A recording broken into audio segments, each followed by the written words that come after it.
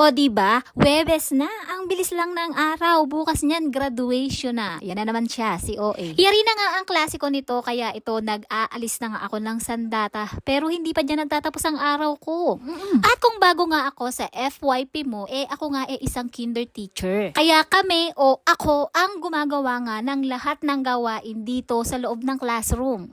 Tulad nga ng pagliligpit ng mga ginamit, pagwawalis, pagdadakot ng kalat, pagpupunas ng lamesa, at paglilinis nga ng CR. After ko nga maglinis, kinuha ko itong aking mga sponge glue. Tingnan mo naman kasi, nagkaroon nga siya ng mga amag kasi hindi ganon kasikip yung takip niya. At hindi natin pwedeng ipakita yan o ipagamit sa mga bata dahil baka ichika tayo niyan sa mga nanay nila. Mahirap na. At para safe din sila, syempre. Basa pa naman yan, hindi pa naninigas yung glue. Pwede pang gamitin, kaya lang nga hindi na natin pwedeng ipagamit dahil maaarte yung kids. Maliligalig mana sa teachers. Salamat! Kaya itinapon ko na lang nga yung mga sponge dahil sira-sira na din naman yung iba, sinusundot nila. At papalitan ko na lang nga ng bago. Salamat! At eto namang mga lalagyan, bago pa, pwede pa, kaya hinugasan ko na lang. And after ko nga mahugasan, pinatuyo ko na syempre. At eto naman yung kapalit ng sponge. Pero nakadamay lang siya sa mga inanay, pero goods na goods pa yan, plastic lang naman yung tinamaan.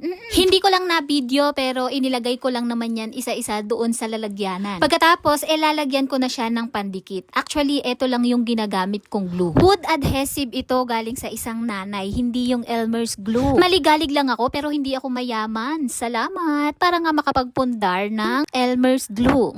At dahil nga wood adhesive yan, sobrang sticky niyan. English yun. Which is, dinadagdagan ko nga ng tubig para lumabnaw ng kaunti. O bakit nga naman kasi wood adhesive? Sticky pala. Sabi ko nga diba, bigay siya, bigay ng nanay. Teacher, para saan naman ba kasi yung sponge glue? At kung bago nga ako sa FYP mo, iyan nga yung ginagamit na pandikit ng mga estudyante ko sa pagmumusik at kung ano-ano pang activity na ginagamitan ng pandikit. Para isasawsaw na lang nila dyan yung papel, hindi na nila kailangang magbuhos ng pandikit. Hindi nakakalat, ganon. Hindi na rin madudumihan yung mga kamay nila. Salamat! Pero take note ha, naghahanda pa rin ako ng activity kung saan sila ang nagbubuhos ng pandikit. Para saan? Syempre, para matutunan pa rin nila kung papaano kontrolin ang mga kamay sa pagbubuhos nga ng pandikit. Okay na. At kung maitatanong mo naman kung hindi ba naninigas, hindi naman. Basta sisikipan mo lang yung takip. Huwag mong hahayaang walang takip. Okay?